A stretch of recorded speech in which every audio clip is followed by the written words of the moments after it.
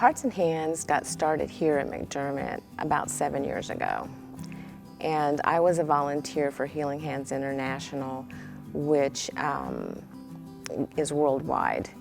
And when we came to McDermott, I was helping with what's called the Magi Box. And this is actually how it got started here. And Magi stands for Making a Godly Impact.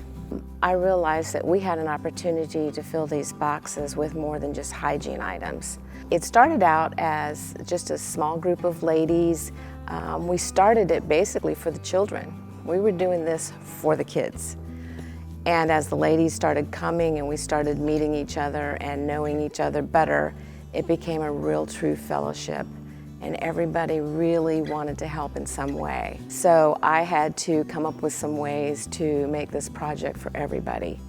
There's 12 nonprofits, charities, and 4 hospital NICU units that we support. We make baby blankets and bibs. We make heart pillows. We make loveys. We make scarves and caps. We make mittens. And those go to help the homeless and to help those who are just having a difficult time in life. We also make pillowcase dresses, and those go in the Magi boxes down to the South Texas-Mexico border.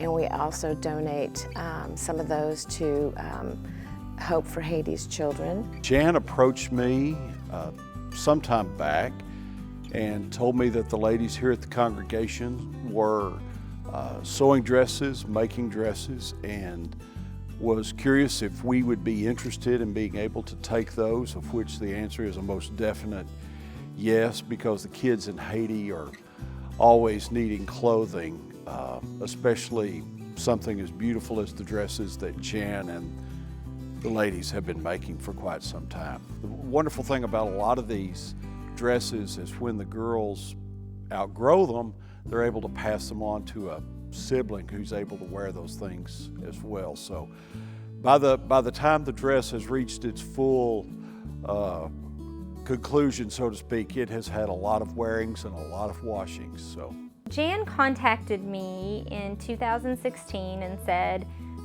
we're this small but mighty group who are doing these sewing projects, and we would love to do something for Mended Little Hearts. And I told her that we put a blanket, a baby blanket, in every Bravery bag, and how impersonal it was to get one that had been purchased from a big box store, right?